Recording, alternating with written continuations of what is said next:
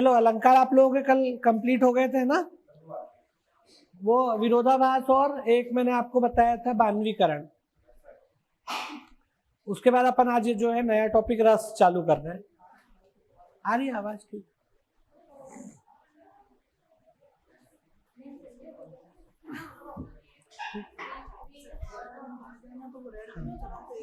हाँ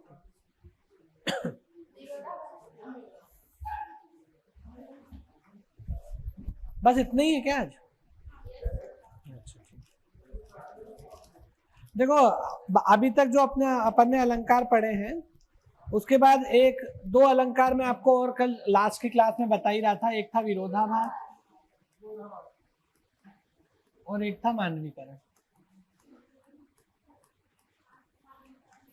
देखो मानवीकरण का सीधा सा मतलब ये होता है कि जो चीज मानव नहीं है उसे मानव की तरह चित्रित करना, है ना।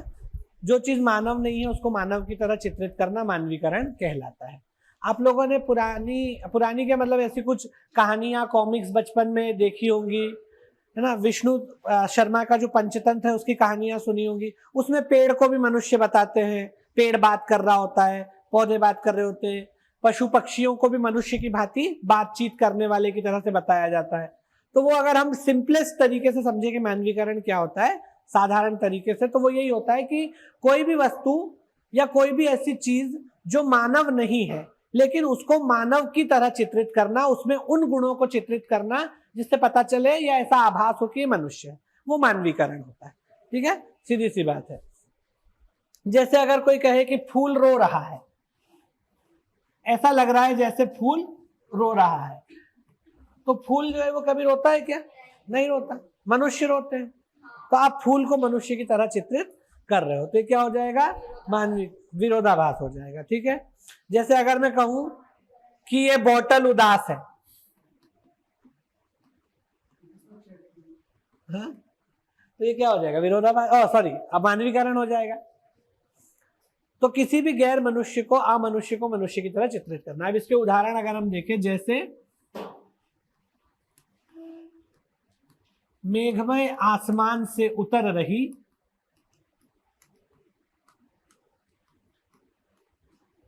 वह संध्या सुंदरी परी सी,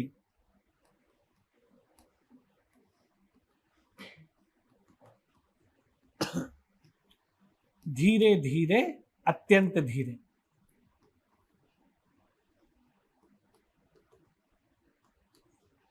देखिए इसमें किसकी बात की जा रही है? शाम की, संध्या, है ना। शाम जो है वो बादलों से धीरे धीरे नीचे उतर रही, मतलब शाम ढल रही है, इसका मतलब है बेसिकली। लेकिन शाम ढलने को इसने क्या कहा कवि ने कि ऐसा लग रहा है जैसे मेघमय आसमान से संध्या सुंदरी, सुंदरी मतलब स्त्री, सुंदर स्त्री, एक सुंदर स्त्री की तरह संध्या जो है वो धीरे धीरे सीढ़ियां उतर रही हो, ऐसा लग रहा है। तो शाम जो है वो मनुष्य नहीं है, संध्या मतलब शाम की वेला, लेकिन उसको एक स्त्री की तरह से बताया जा रहा है कि जैसे जैसे शाम दिन ढल रहा है ऐसा लग रहा है कि एक सुंदर स्त्री नीचे उतर रही हो, परी की तरह नीचे उतर रही हो। तो मेघमय आसमान से उतर रही वह संध्या सुंदरी परी, है ना। इसको बोलते हैं कि यह मानवीकरण है, जहां किसी भी अमानव का मानव की तरह चित्रण हो। फिर उषा सुनहले तीर बरसती जय लक्ष्मी सी उदित हुई।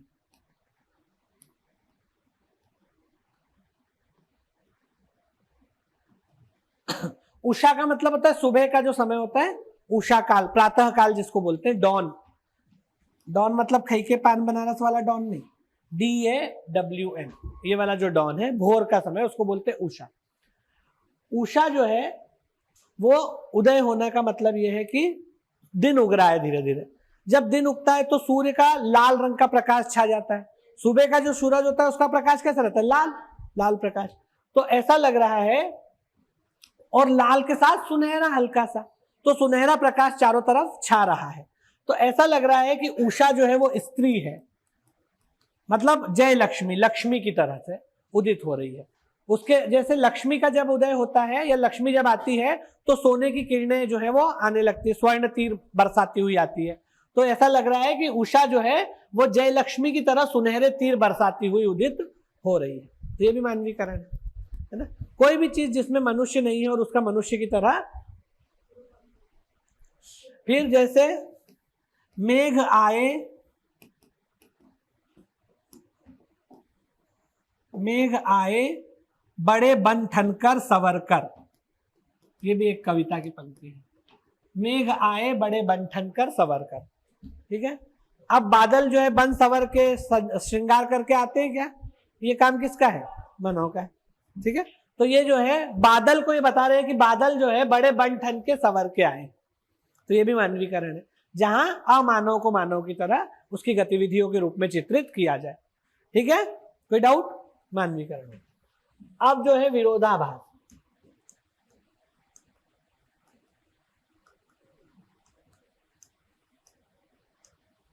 विरोधाभास में क्या होता है कि जहां पर विरोध का भाव हो, आभास हो, उसको विरोधाभास बोलते हैं। वास्तविक विरोध नहीं होता, विरोध का आभास होता है। दो चीजें आपको परस्पर विरोधी दिखाई देंगी, तो वहां पर विरोधाभास अलंकार होता है। अगर दो चीजों के बीच में परस्पर विरोध दिखाई दे तो वहां पर विरोधाभास होता है। जैसे या अनुरागी चित्त की, ये दोहा आपने सुना है? या अनुरागी चित्त की गति समुझे नहीं कोई, जो जो बूढ़े श्याम रंग त्यों त्यों उज्जवल हुई। या अनुरागी चित्त की गति समुझे, समुझे है ना, समझे नहीं कोई। ये एक बिहारी लाल एक कवि हुए बिहारी, उनके ही पद है। या अनुरागी चित्त की गति समझे नहीं कोई, ज्यों ज्यों बूढ़े श्याम, बूढ़े मतलब डूबे, बूढ़ना मतलब डूबना, ज्यों ज्यों बूढ़े श्याम रंग त्यों त्यों उज्जवल हुई।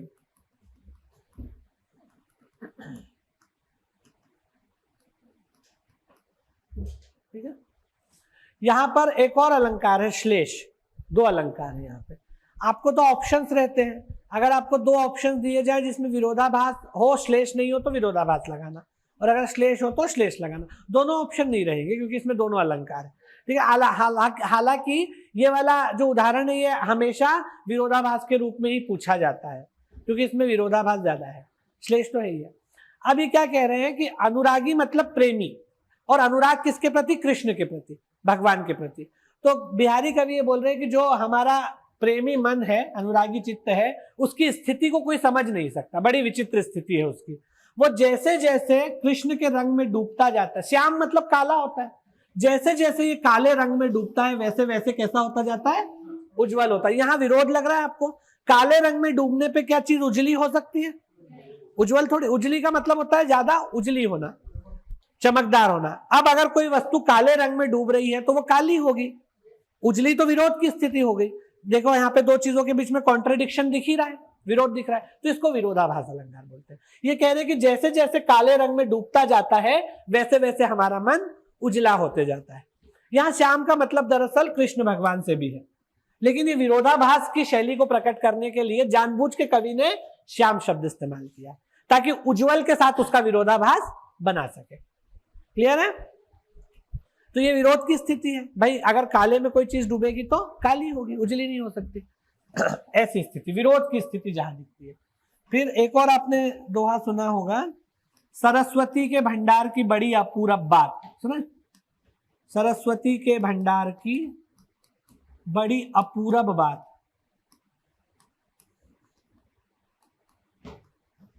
ज्यों खर्चे त्यों त्यों बढ़े,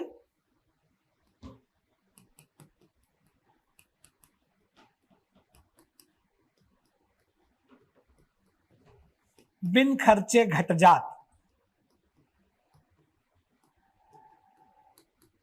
सरस्वती के भंडार मतलब विद्या के भंडार की बात है, ठीक है। ये कह रहे हैं कि विद्या का जो भंडार है, मतलब जो ज्ञान का भंडार है, उसकी बड़ी विचित्र स्थिति है। अपूरब मतलब जिसको कहते हैं अचंभा करने वाली विचित्र स्थिति है। ज्ञान का जो भंडार है वो सामान्य लक्ष्मी के भंडार से अलग है। वो कह रहे हैं कि ज्ञान का जो भंडार है बड़ा विचित्र है। ये ऐसा है कि अगर आप इसको खर्चोगे, जितना खर्चोगे उतना बढ़ेगा, और अगर नहीं खर्चोगे तो घट जाएगा। जो खर्चे त्यों त्यों बढ़े, जितना खर्चोगे उतना बढ़ेगा, और नहीं खर्चोगे तो धीरे धीरे कम होता चला जाएगा। ये ऐसा भंडार है। जबकि नॉर्मली जो भंडार होते हैं वो भंडार के अगर आप खर्च करोगे तो खत्म हो जाएगा, और नहीं खर्च करोगे तो बना रहेगा। लेकिन ये उल्टा है, विरोध की स्थिति है, खर्चोगे तो बढ़ेगा और नहीं खर्चोगे तो अपने आप कम हो जाएगा। तो ये उल्टी स्थिति हो गई ना। जबकि भंडार कोई भी चीज हो खर्चने पे कम हो जाती है और अगर आप नहीं खर्चोगे तो वैसे ही बनी रहेगी। तो ये विरोध की स्थिति पैदा होगी, इसको बोलते विरोधाभास। यही बात समझ में आ गई ना। तो ये विरोधा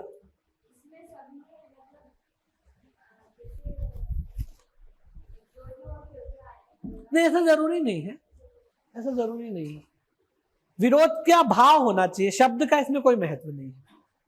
आ भी सकता है, नहीं भी आ सकता है। अगर आ गया है तो आप उसके बारे में एक बार ये विचार कर सकते हो कि क्या कहीं इसमें विरोधाभास तो नहीं है, लेकिन आएगा ही ऐसा भी जरूरी नहीं है। 50-60% में जो जो त्यो त्यो जैसे जैसे तैसे तैसे ऐसे शब्द आ सकते हैं, क्योंकि विरोध की स्थिति में इन शब्दों का प्रयोग होता है। लेकिन कोई ऐसी स्थिति हो सकती है जहां इस शब्द का प्रयोग नहीं हो लेकिन विरोध का भाव हो, ऐसा हो सकता है। तो आप अगर ऐसी शब्दावली आ रही है तो आप एक आध बार उस पर ये चेक लगा के देख सकते हो कि क्या इसमें विरोधाभास है।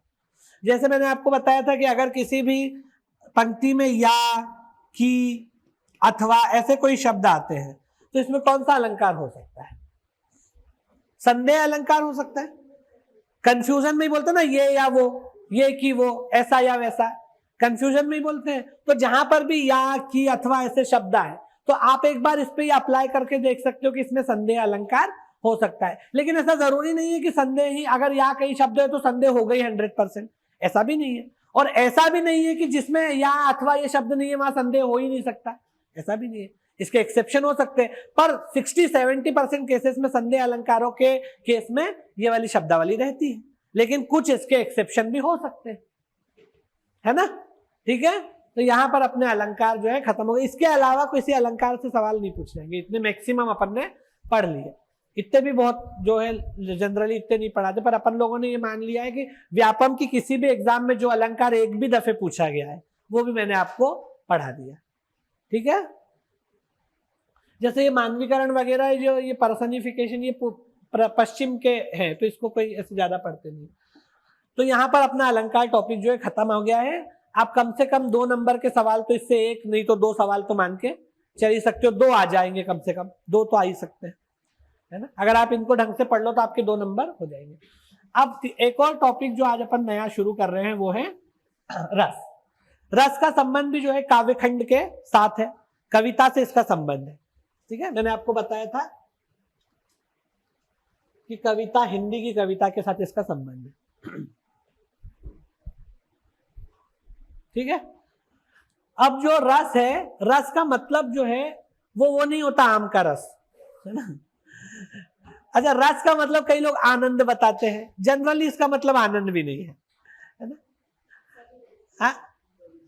आनंद तो इसका देखो, ये जो संबंध है, देखो इस संदर्भ में कविता के मामले में रस का मतलब आनंद नहीं होता। जनरली हम लोग बोलते तो रस का मतलब आनंद बोलते हैं। किसी काम में बड़ा रस आ रहा है, इसको खेलने में बहुत, गाना गाने में बड़ा रस आता है, मतलब आनंद आता है। इसको पढ़ने में बिल्कुल भी रस नहीं आता, मतलब आनंद नहीं आता। तो रस का मतलब जनरली हम लोग आनंद लेते हैं, लेकिन यहाँ रस का मतलब आनंद नहीं है। आप लोगों ने बचपन में, स्कूल में, कॉलेज में थोड़े बहुत भी अगर रस पढ़े हो तो इसमें कई ऐसे भाव हैं जो आनंद देने वाले भाव नहीं है। अब अगर मैं विभत्स रस की बात करूं, विभत्स का मतलब होता है किसी चीज को देख के घिन का भाव पैदा होना। तो क्या विभत्स रस आनंद देता है? नहीं देता। फिर इसको हम कैसे आनंद मान सकते हैं? अगर रौद्र रस है जिसमें गुस्सा आता है, क्रोध पैदा होता है, तो क्या क्रोध आनंद देता है? नहीं देता। तो हम इसको जनरली उस संदर्भ में आनंद नहीं मान सकते। भाव की तीव्रता के मामले में आनंद मान सकते हैं कि भाव की तीव्रता रहती है, ऐसा। तो आनंद भी इसका सामान्यतः मतलब नहीं होता। यहां रस का मतलब सेंटिमेंट से होता है। अरे ये कैसे चेंज हो रहा है? सेंटिमेंट मतलब भाव, इमोशन जिसको बोलते हैं। इसका मतलब, रस का मतलब जो है साधारण इमोशन से आप ले सकते हो, भाव से ले सकते हो, भावना।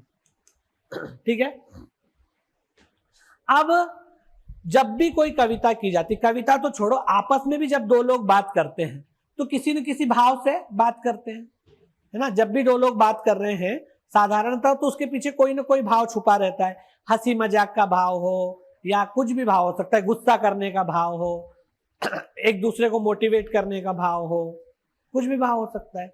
तो कविता में जो भाव निहित होते हैं उसको रस कहा जाता है। आपको देखो डिस्क्रिप्टिव लिखने के लिए नहीं आएगा, इसलिए इसकी बहुत ज्यादा कि भाई रस क्या है, उसकी 1000 तरह की परिभाषाएं हैं, उसमें मोटे मोटे ये नहीं।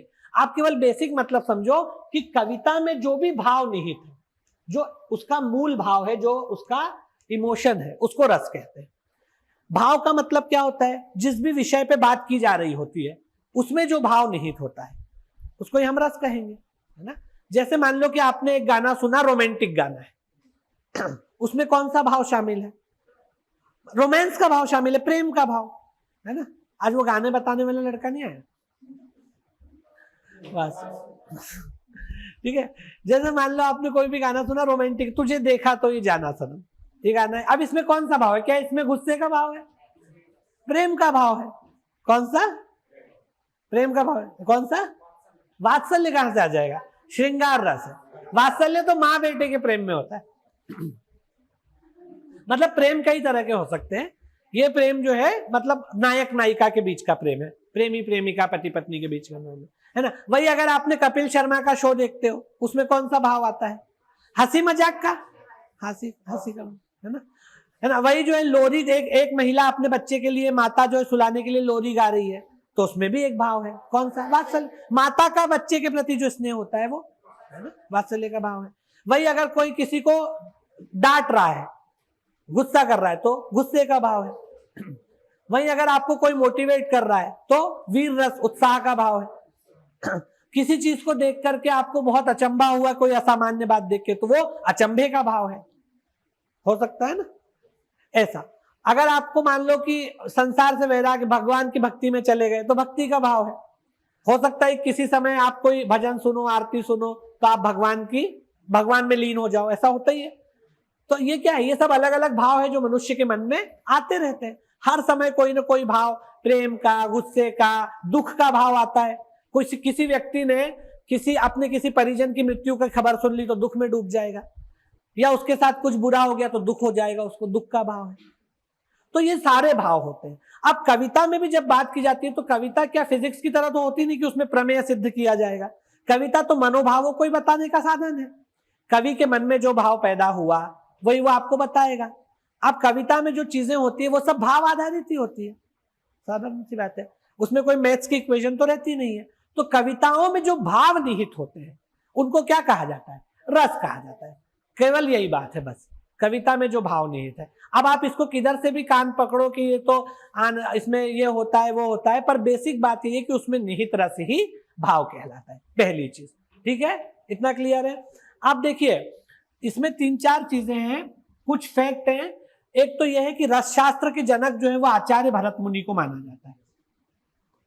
अगर आपसे एमसीक्यू में पूछा जाए कि रस सिद्धांत का जनक कौन है, तो आचार्य भरत मुनि।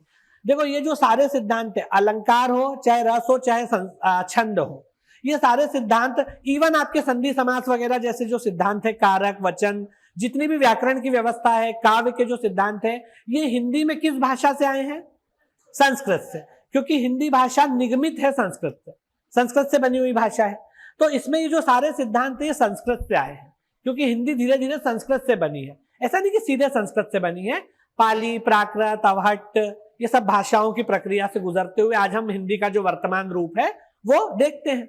अब देखिए ये जो सारे सिद्धांत है ये भी संस्कृत से ही आए हैं। संस्कृत काव्य में भी अलंकार सिद्धांत है, रस सिद्धांत है, छंद सिद्धांत है, और ये वहीं से आया है। तो ये जो जितने भी आचार्य हम पढ़ते, जैसे भामह का नाम मैंने आपको अलंकार में बताया था, ये सब संस्कृत के सिद्धांत है और संस्कृत के आचार्य है। तो आचार्य भरत मुनि ने जो है रस सिद्धांत का प्रतिपादन किया था। इनको रस सिद्धांत का जनक या प्रतिपादक कहा जाता है। इनकी एक रचना है, बहुत प्रसिद्ध ग्रंथ है नाट्यशास्त्र, इसमें इन्होंने इसका जिक्र किया है पहली बार।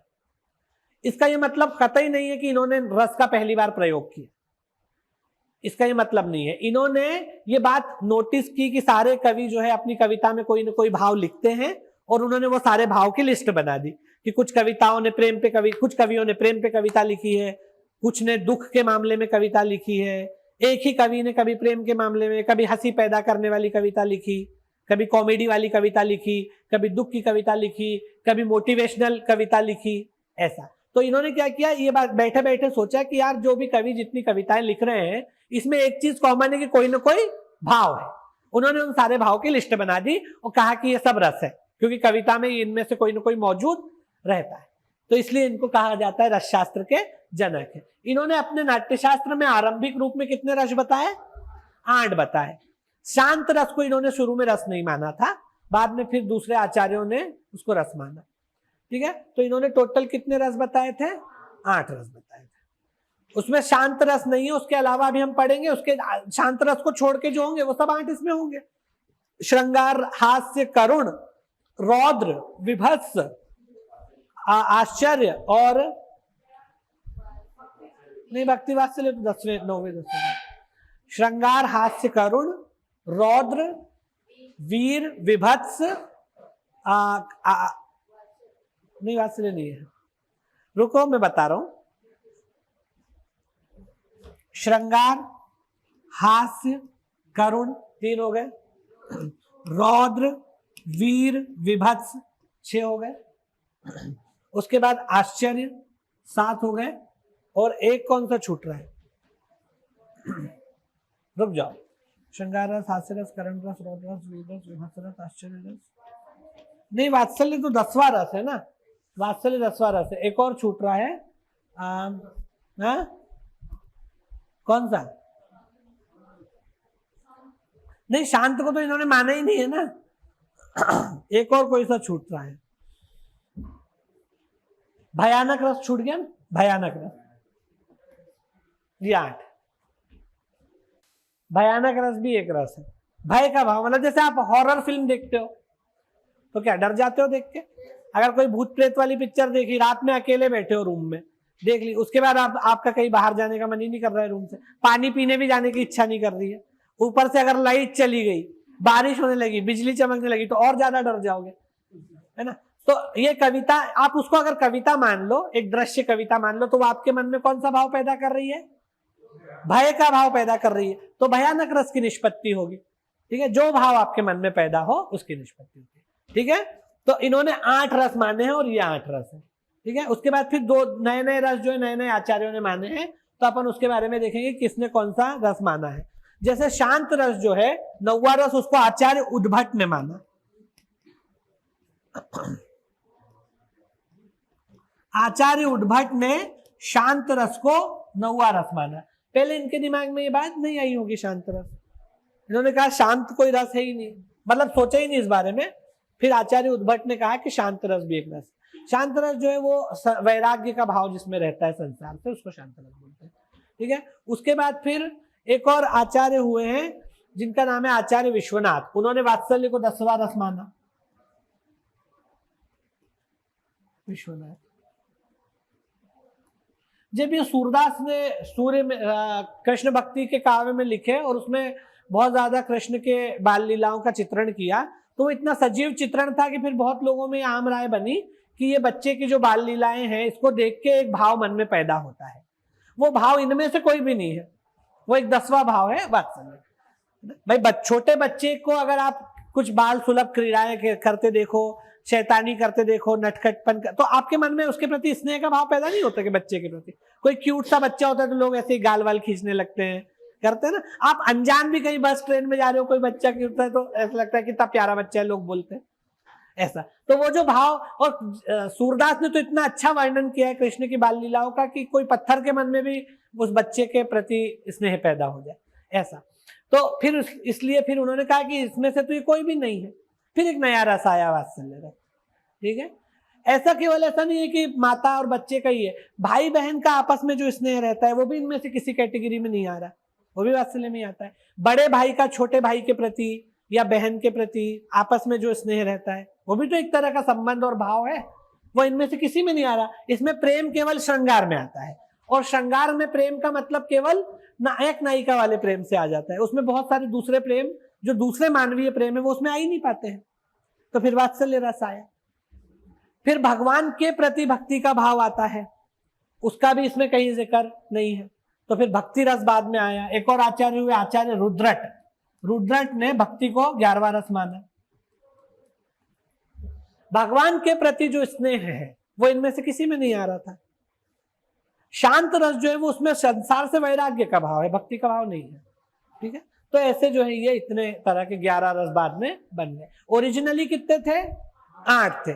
फिर उसमें 9वां रस जो है उद्भट ने जोड़ा, फिर विश्वनाथ ने 10वां जोड़ा और रुद्रट ने 11 जोड़ के इसको 11 रस बना दिए। क्लियर है? कोई डाउट? अब रस में 4 अंग होते हैं।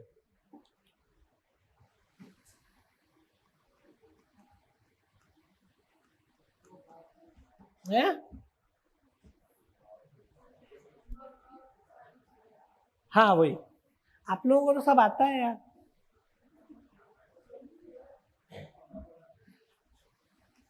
पढ़ लिया है क्या पहले?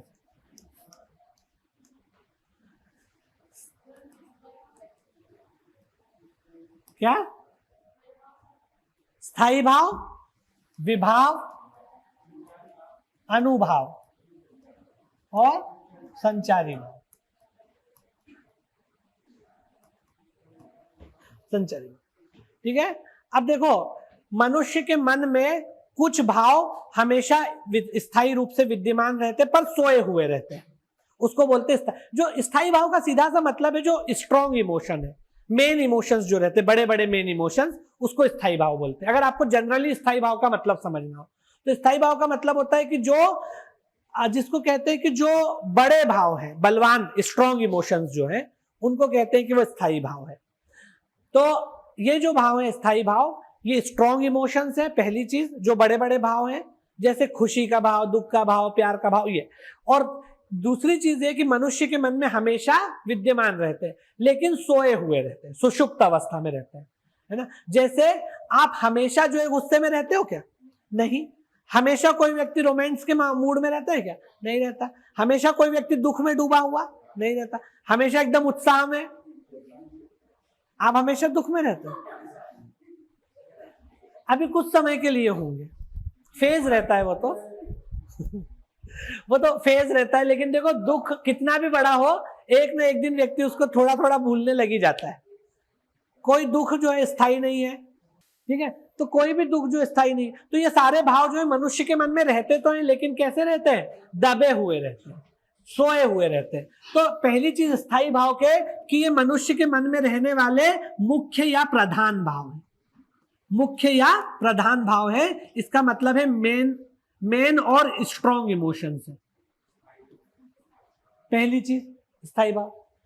स्थायी है मतलब मनुष्य के मन में परमानेंट, स्थायी का मतलब ये कि परमानेंट हमेशा रहते हैं। तो मनुष्य के मन में स्थायी रूप से विद्यमान रहते हैं, लेकिन कैसी अवस्था में रहते हैं? सुषुप्त अवस्था में, सोई हुई अवस्था में रहते हैं। आप लोगों में से कोई सुषुप्त शब्द में संधि बता सकता है? ऐसे ही प्रसंगवश पूछ रहा हूं।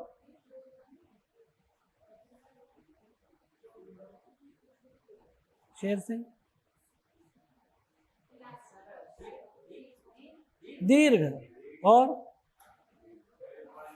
देखो, आ, बड़ी ई और बड़ा ऊ, ये 3 मात्राएं हो तो दीर्घ संधि होती है। इसमें इनमें से कौन सी मात्रा है इनमें से कोई सी?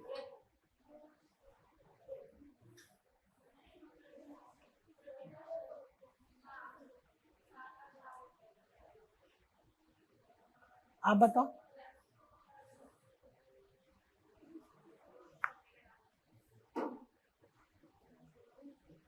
आपको मैं ऑप्शन दे देता हूं, स्वर संधि, व्यंजन संधि, विसर्ग संधि। विसर्ग, व्यंजन। कितने लोग व्यंजन बोल रहे हैं? कितने लोग विसर्ग बोल रहे हैं? कितने लोग स्वर बोल रहे हैं? बाकी none of the above, NOTA. ये व्यंजन संधि। सुधन शुप्त सुषुप्त होता है, वो सा जो है वो वाले सा में बदल जाता है, हासल जम वाले में। सुषुप्त है, जैसे ये सा, ये वाला सा और ये वाला सा, ऐसा। तो ये वाला श काय में बदल जाएगा? इस वाले से। इसी से सुष्मिता शब्द बना है, सुधन स्मिता, सुष्मिता। खैर, ठीक है। तो ये जो है स्थायी भाव कहलाते हैं, या वो स्थितियां हैं जिनकी वजह से मन में सोया हुआ स्थायी भाव जागृत हो जाए। ठीक है। विभाव कोई भाव नहीं होता है। मैंने क्या आपको क्या बताया कि स्थायी भाव नॉर्मली सोए हुए रहते हैं, जब ये जागृत होंगे तभी रस पैदा होगा, है ना। तो इसको जागृत करना तो पड़ेगा ना। तो वो कारण या वो परिस्थितियां जिनकी वजह से मन में सोए हुए स्थायी भाव जागृत हो जाए, क्या कहलाएंगे? विभाव कहलाएंगे। विभाव विभाव नहीं होता, स्थिति होती है, कारण होता है, मतलब भाव नहीं होता। अब जैसे क्या हुआ, जैसे आप बैठे हुए हो, जैसे आप यहाँ पे बैठे हो, बाहर से एक व्यक्ति आया अनजान, जो आप जिसने आपको कभी, आप भी नहीं जानते वो भी आपको नहीं जानता, आया और दे दिया एक चमाट, ठीक है। अब क्या होगा? दो स्थितियां पैदा हो सकती है, आपकी पर्सनैलिटी पे डिपेंड करेगा। अगर मान लो कोई दबंग टाइप का है तो उसको गुस्सा आ जाएगा, वो इससे पहले गुस्से में थोड़ी था, गुस्सा सोया हुआ था, उसके मन में एक स्थायी भाव है, कौन सा? क्रोध का, लेकिन वो 24 घंटे गुस्से में नहीं रहता, सोया हुआ था। लेकिन अगर इसको आके एक अनजान व्यक्ति ने अकारण चपेड़ मार दिया, और अगर ये दबंग होगा तो इसके मन में सोया हुआ रौद्र रस मतलब क्रोध का भाव जाग जाएगा। ऐसा एक स्थिति ये भी हो सकती है कि थोड़ा दब्बू टाइप का हो तो डर जाएगा कि भाई क्यों मारा और नहीं मारे, ये भी हो सकता है, ठीक है। तो ये भी हो सकता है कि आपके मन में सोया हुआ, ये अभी नॉर्मली डरा हुआ नहीं रहता है, लेकिन किसी ने मार दिया बाहुबली ने तो भय पैदा हो गया कि अरे क्यों मारा यार, और नहीं मार दे, ऐसा है। डिपेंड करेगा पर्सनैलिटी पे, दो स्थितियां हो सकती है। तो ये जो चपेड़ पड़ना है ये क्या कहलाएगा? विभाव। ये वो कारण है जिसने मन में सोए हुए स्थायी भाव को जगा दिया। तो वो परिस्थितियां या वो कारण जिनकी वजह से मनुष्य के हृदय में सुषुप्त स्थायी भाव की जागृति हो जाए, क्या कहलाएगा? विभाव कहलाएगा। कोई डाउट? अब ये अलग अलग केसेस में अलग अलग रहता है। जैसे कोई व्यक्ति नॉर्मली बैठा हुआ है या अपने घर में बैठा है, और मान लो कि उसके फोन पे खबर मिले कि उसके किसी परिजन का, गॉड फॉरबिड, उसके फादर का एक्सीडेंट हो गया है, और एक्सीडेंट में उसकी मान लो कि मृत्यु हो गई, ठीक है। तो अब ये व्यक्ति के मन में कौन सा भाव पैदा हो जाएगा? दुख का।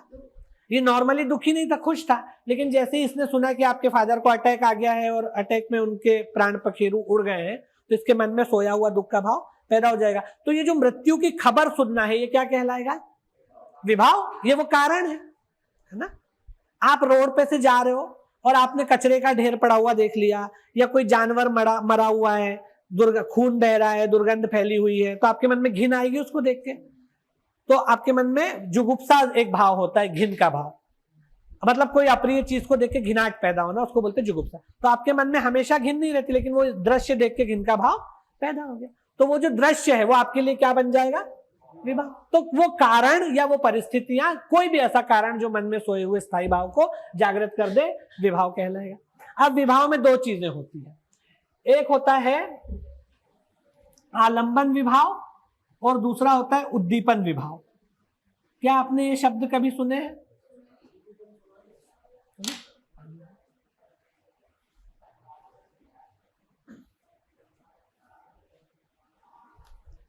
क्या होता है इसका मतलब?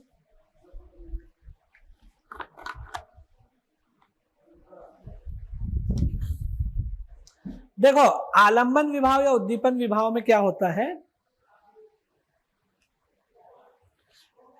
एक बार जो पहली बार भाव जागृत होता है जिसकी वजह से, उसको आलंबन बोलते हैं।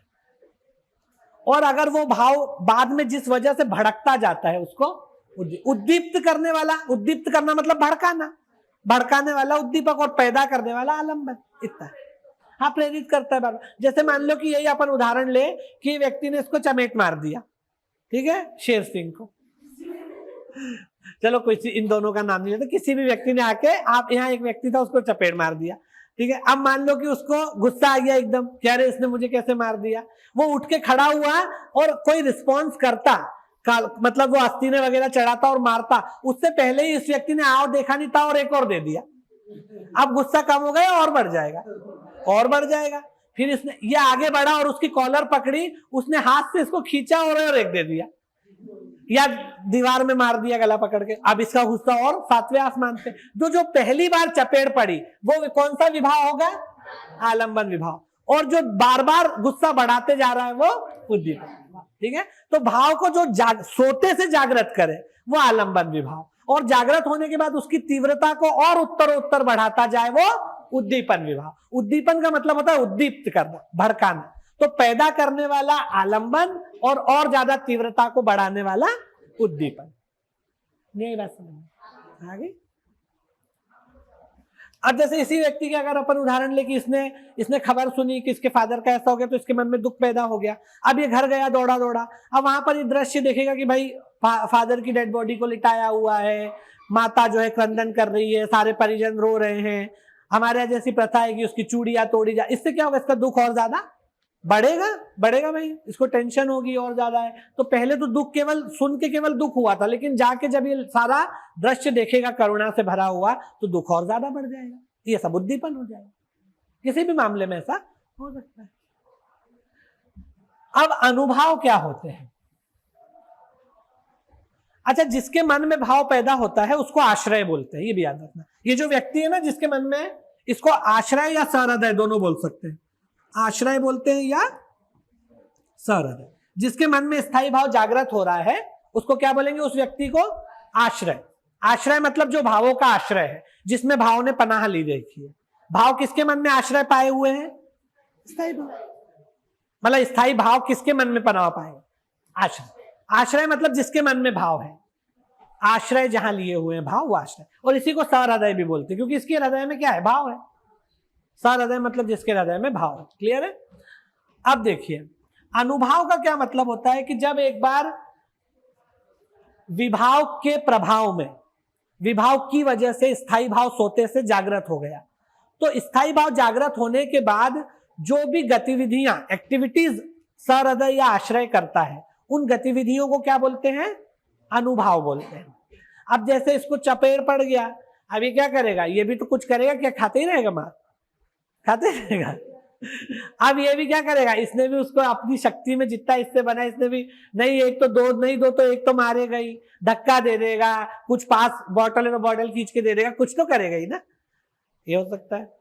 नहीं तो फिर क्या होगा कि जैसे गुस्से में ही व्यक्ति क्या होगा, इस गुस्से में आ जाएगा तो इसके चेहरे का रंग लाल हो जाएगा। होता ना, गुस्से में व्यक्ति लाल पीला हो जाता है, मुहावरा भी है लाल पीला होना। चेहरे का रंग लाल हो जाएगा, पसीना आने लगेगा, एकदम हाथ पैर कांपने लगेंगे, गुस्से में नथुने फूल जाएंगे। ये सब तो ये क्या है? ये सब गतिविधियां हैं जो स्थायी भाव के जागृत होने पे होती है। अगर कोई व्यक्ति दब्बू है तो कांपने लगेगा, डर जाएगा, रोने भी लग सकता है कि क्यों मार दिया, रोने लग जाएगा। तो ये जो भी स्थायी भाव के जागृत होने पे शरीर में जो गतिविधियां होती है, वो सब क्या कहलाती है? अनुभाव। तो शारीरिक क्रियाएं, वाचिक क्रियाएं, आंगिक क्रियाएं, वाचिक क्रियाएं, आंगिक क्रियाएं, शारीरिक क्रियाएं, जब स्थायी भाव के जागृत होने पे मनुष्य जो क्रियाएं करता है उसको क्या बोलेंगे? अनुभाव। जैसे आपने हॉरर पिक्चर देखी, अब आपको डर लग रहा है तो आप कांपने लग गए, ऐसा हो सकता है ना? या मान लो आप कहीं से जा रहे हो सुनसान जगह में और सामने सांप आ गया रोड पे, आप अकेले हो, रात का समय है। कई बार लोग बेहोशी हो जाते देख के, है ना, बेहोश होके गिर गए, तो ये क्या हो जाएगा? अनुभाव हो जाएगा। जो भी एक्टिविटीज आपने की वो सब अनुभव कहलाता है। ठीक है? अब अनुभव में इतना डीप में तो नहीं जाना है, उसमें कायिक अनुभव होते हैं, वाचिक होते हैं, सात्विक होते हैं, तो वो इतना आपको नहीं देखना है। सात्विक अनुभव की जो अनायास व्यक्ति चाह के नहीं करता। दो तरह की एक्शंस होती है, एक वॉलंटरी, एक नॉन वॉलंटरी, स्वैच्छिक क्रियाएं और अस्वैच्छिक क्रियाएं। तो जैसे अगर पसीना आता है किसी व्यक्ति को डर के मारे, तो क्या वो स्वैच्छिक क्रिया है? नहीं, अनायास आता है, तो इसको सात्विक अनुभव बोलते हैं, जो मनुष्य चाह के नहीं करता। मूर्छा आ जाना, बेहोश हो जाना, ये भी सात्विक अनुभव है। जो व्यक्ति चाह के करता, जैसे थप्पड़ मारेगा तो चाह के मारेगा, कॉलर पकड़ेगा, बॉटल खींच के देगा तो चाह के देगा, ये जो है आंगिक अनुभव कहलाता है। और मुंह से कुछ बोल रहा है, जैसे गाली दे रहा है, अपशब्द कह रहा है, तो ये वाचिक अनुभव। तो मुंह से बोल रहा है तो वाचिक, अपने आप हो रहे बिना चाहे, नॉन वॉलेंटरीली, तो सात्विक, और चाह के कर रहा है काया द्वारा, शरीर द्वारा, तो कायिक अनुभव कहलाते हैं। इतना नहीं पूछते, पर अनुभव आपको पता होना चाहिए कि क्या होता है। यही बात समझ में आगे। अब अंतिम है संचारी भाव। संचारी भाव का मतलब होता है, संचारी का मतलब होता है संचरण करना, आते जाते रहना। संचार मतलब आया गया ऐसा। तो कुछ भाव ऐसे होते हैं जो कुछ समय के लिए, जैसे पानी का बुलबुला होता है, उठा खत्म, ऐसे भाव होते हैं, तो उनको संचारी भाव कहते हैं। संचारी भाव का मतलब होता है कि रस का जब निष्पत्ति हो जाती है, तो जो भाव टेम्पररी होते हैं, स्ट्रांग नहीं रहते। स्ट्रांग भाव तो जम जाता है, लेकिन जो टेम्पररी भाव होते हैं वो पानी के बुलबुले की तरह बनते बिगड़ते रहते हैं, उसको संचारी भाव बोलते हैं। जैसे संचारी भाव में एक भाव होता है खीज का भाव। खीज समझते हो, चिढ़ना, चिढ़ते ना, चिढ़ का भाव स्थायी भाव नहीं है। किसी समय किसी पे चिढ़ आ जाती है, फिर थोड़ी देर बाद अपन भूल भी जाते हैं, है ना। जैसे कभी कभी ऐसा रहता है ना कि किसी बात पे चिढ़ मचती है और फिर 5-10 मिनट बाद चिढ़ खत्म भी हो जाती है। चिढ़ का भाव जो है वो बहुत स्ट्रांग नहीं रहता कि चिढ़ में कोई किसी की हत्या कर दे, ऐसा थोड़ी होता है। तो बहुत ऐसा रहता है कि हल्का पतला भाव रहता है जो आता है जाता है, आता है जाता है, उसको क्या बोलेंगे? संचारी भाव बोलेंगे। तो ये रस के 4 अंग है।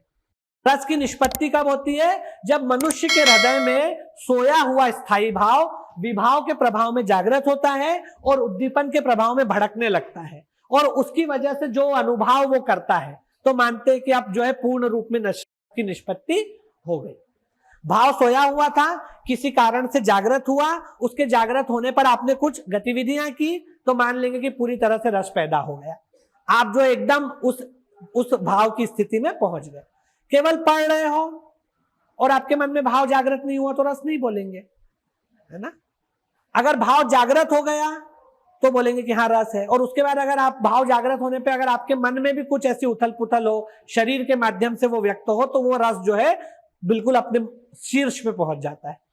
रस की पूरी तरह निष्पत्ति मान ली जाती है कि व्यक्ति ने भाव को पूरी तरह महसूस कर लिया।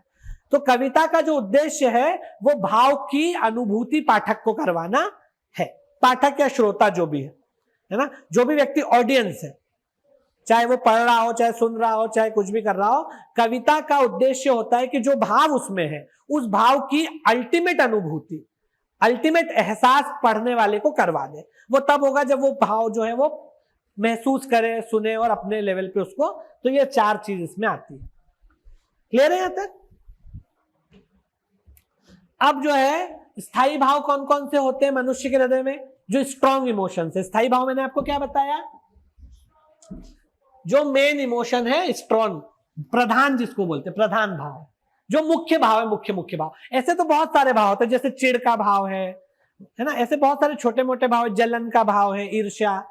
भाव तो कई असंख्य है, 34 बताया। संचारी भाव की संख्या कितनी है?